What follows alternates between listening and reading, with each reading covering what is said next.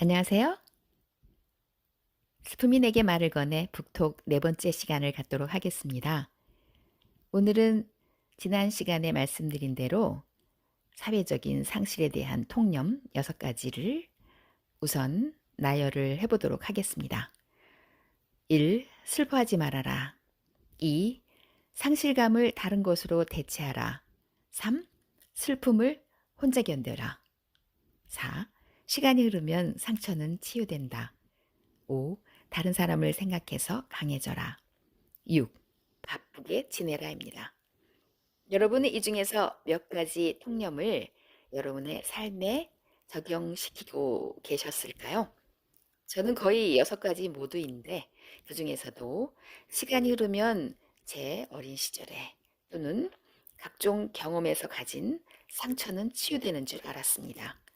또 다른 사람을 생각해서 늘 강해지려고 했죠. 나는 괜찮다라는 말을 아주 많이 하고 살았거든요.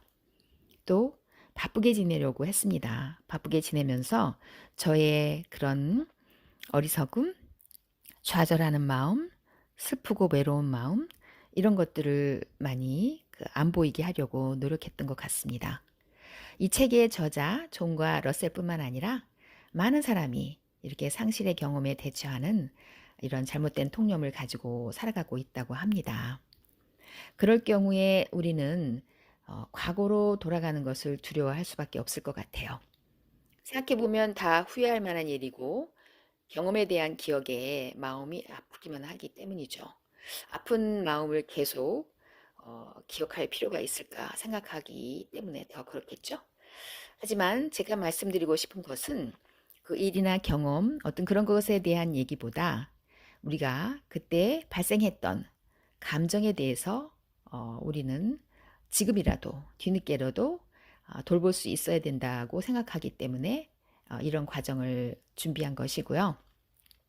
우리가 내면을 돌보는 것은 과거에 발생했던 일에 대해서 어떤 반성이나 책임을 느끼자라고만 말하는 것이 아니라 그때 우리가 어쩔 수 없었던 억울했던 그런 감정을 돌보지 않으면 앞으로 우리들도 역시 그런 앞으로 우리가 사람들과의 관계에서 있어서 영향을 계속 받을 수밖에 없는 그런 나약한 존재로서의 우리이기 때문에 뒤늦게라도 이런 시간을 가져보자고 말씀을 드리는 것입니다.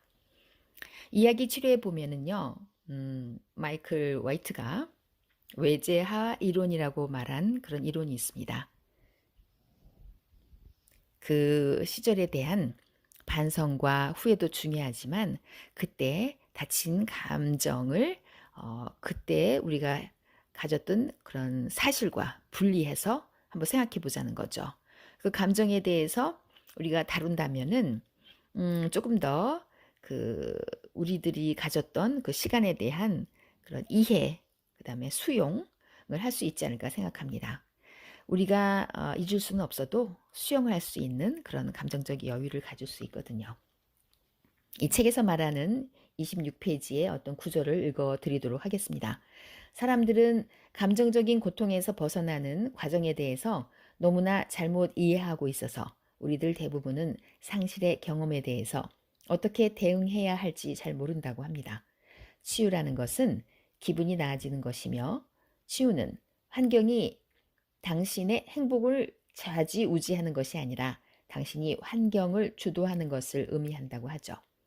치유는 다시 상처받을 것에 대한 두려움 없이 삶에 대한 새로운 의미를 발견하는 것이라고 합니다.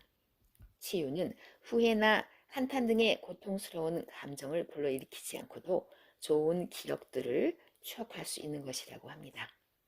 치유는 주변 사람들이 어떤 반응을 보이든 상관없이 우리가 때때로 슬픔을 느끼는 것과 그런 감정에 대해 이야기하는 것이 너무나 자연스러운 일이라는 사실을 받아들이는 것입니다. 치유는 다른 사람들이 상실감에 대해 잘 몰라서 한 말이나 행동을 용서할 수 있는 것입니다. 치유는 자신이 겪었던 상실의 경험에 대해 이야기할 수 있는 것이 사실은 정상적이며 건강한 반응이라는 것을 깨닫는 것이라고 해요. 그 중에서도 가장 중요한 것은 치유는 우리가 어린 시절에 배웠어야 했던 기술을 획득하는 것이라고 합니다.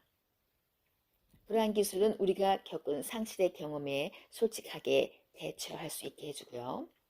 상실감을 제대로 해결할 수 있다면 가슴 아픈 경험을 겪었을 때 깨어진 마음을 치유하고 슬픔에서 벗어나 모든 관계에 온전히 임할 수 있게 된다고 해요. 감정의 앙금을 정리하고 상실의 고통에서 자유로워질 수 있다면 우리는 거기에 따른 덤으로 자신을 온전히 사랑할 수 있게 된다고 합니다. 이러한 엄청난 감정적인 상실을 이겨낸다는 것이 쉬운 일은 아니지만 치유에 이르는 행동을 취하기 위해서는 집중력과 열린 마음, 의지와 용기가 필요합니다. 이렇게 말하고 있습니다. 우리는 이렇게 치유하는 법에 대해서 알지 못하고 살아왔잖아요. 근데 이렇게 구체적으로 스텝 바이 스텝으로 알려주는 책이 있어서 저는 정말 감사하고요. 6회에 걸쳐서 저와 아주 친한, 신뢰할 수 있는 사람들을 만나서 나름 제 자신을 들여다보고 돌볼 수 있는 시간을 가졌던 것이 정말 축복이고 은혜였다고 말씀드릴 수 있겠습니다. 어떤 분들이 얘기를 하시는데요. 치유를 하고 나서의 그 감정이 그 비포, 그러니까 그 전의 감정과 많이 다르다고 하는데, 예를 들면 이렇죠. 치유를 하기 전에는 그립다, 서운하다, 슬프다, 외롭다, 좌절하다, 실망스럽다, 걱정스럽다, 혼란스럽다 였는데, 치유를 하고 난 다음에는요, 뭔가 조금은 부족해도 만족스럽고, 그냥 지금 이 시간이 감사하고, 조금 뭔가 홀가분하고, 부족하지만 내 자신이 그런대로 사랑스럽고, 그리고 또 조금 더 자신 있어지고 내가 좀 든든하다. 혼자 여행 갈 수 있을 것 같다. 또 혼자서 있어도 이 시간이 참 뭔가를 하기에 충만하다. 이렇게 말씀을 하시더라고요. 그리고 전체적인 그 단어로 전체적인 이 느낌을 한 단어로 표현한다면 평안이라고 말씀을 드릴 수 있을 것 같습니다. 이렇게 저 같은 경우도 조금 평안의 느낌을 가지게 된 것이 스스로 생각해도 너무나 대견하고 기특해서 이렇게 나누고 싶은 열정을 가지게 되었습니다. 오늘은 이렇게 상실의 6가지 사회화된 통념에 대해서 나누었는데요. 다음 시간에는 또 어떤 내용이 있을까요? 제가 아직 출판사에 연락을 했으나 정확한 답변을 받지 못해서 이렇게 아주 조금씩 부분적으로만 말씀드릴 수 있어서 조금 안타까운데요. 이렇게라도 이제 조금씩 나누면서 우리가 치유의 여정을 함께하는 것이 굉장히 저 나름대로는 의미 있는 시간이라고 생각해서 부족하지만 준비를 했습니다. 오늘 제가 약간 감기도 걸리고 해서 탁한 목소리를 가지고도 이렇게 녹음을 했는데요. 부족한 부분이 있어도 항상 응원해 주시는 분들 계셔서 너무나 힘이 되고요. 앞으로도 계속 작업할 수 있게 좋아요, 구독해 주시면은 정말 감사하겠습니다. 좋은 시간 되시고요. 다음 시간에 뵙겠습니다. 감사합니다.